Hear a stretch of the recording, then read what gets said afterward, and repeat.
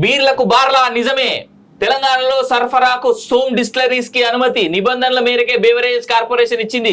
రాష్ట్రంలో బీర్లకు కొరత ఉన్నందునే 20 ఏళ్లుగా ఆ కంపెనీ దేశవ్యాప్తంగా సరఫరా చేస్తుంది. బీఆర్ఎస్ హయాంలో 4 ఏళ్లుగా కొత్త బ్రాండ్లకు ఓకే.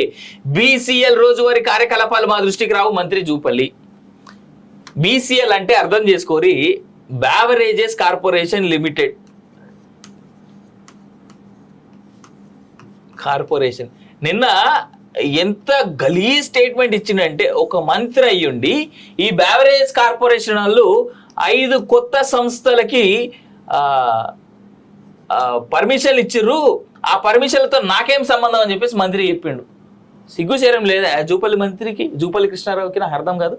ఆయన ఎన్నేళ్ల నుంచి ఉన్నాడు అధికారంలో? సరే ఇప్పుడంటే లాస్ట్ బీఆర్ఎస్లో లేకపోవచ్చు, కానీ ఆయన మంత్రి పదవులు కొత్తనా లేకపోతే ఇంకేమైనా కొత్తనా? ఒక కార్పొరేషన్ ఏ విధంగా మంత్రి సపోర్ట్ లేకుండా, మంత్రికి తెలియకుండా పర్మిషన్లు ఇస్తుంది? ఎంత సిగ్గులేని స్టేట్మెంట్ అంటే ఇది.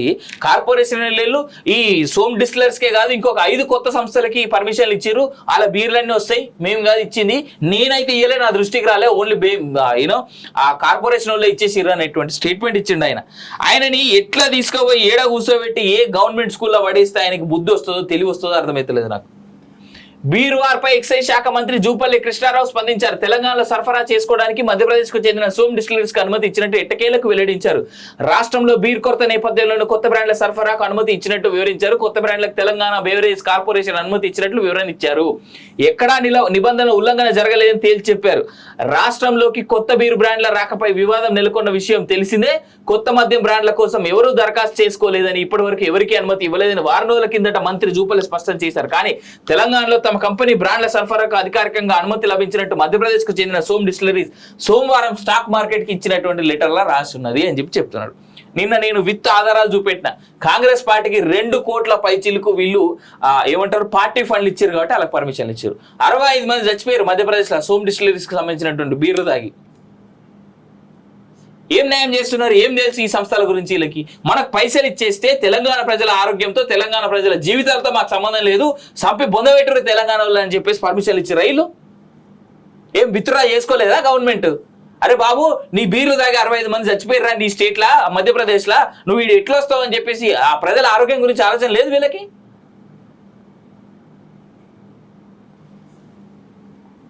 ఆలోచించాలి. ఇప్పటికైనా సిగ్గు శరం పెట్టుకొని తెలంగాణ ప్రజల ఆరోగ్యానికి ఇబ్బంది కాకుండా ఆపాల్సినటువంటి బాధ్యత ఈ ప్రభుత్వం మీద లేదు? ప్రజలుగా మనం కూడా దీని మీద ధర్నాలు చేయాల్సినటువంటి అవసరం ఉన్నది. నిజంగా వాస్తవాన్ని గోతెత్తి మాట్లాడాల్సినటువంటి అవసరం ఉన్నది. ఫ్లయింగ్ మంకీ అంట, పొద్దుగానే నాకు ఆ ఫోటో వచ్చింది బార్ షాప్ నుంచి. ఫ్లయింగ్ మంకీ అని కొత్త బీర్ వచ్చిందన్న షాప్కి ఇవ్వాలా అని చెప్పేసి. అదే వాటి క్వాలిటీ చెక్లు ఉన్నాయి, అవి ఏంది, అవి మంచియా కాదా, వాటికి సంబంధించినటువంటి ఇట్లాంటి రూల్స్ రెగ్యులేషన్స్ ఏమున్నాయి అనేటువంటిది కూడా ప్రజలకు చెప్పరు.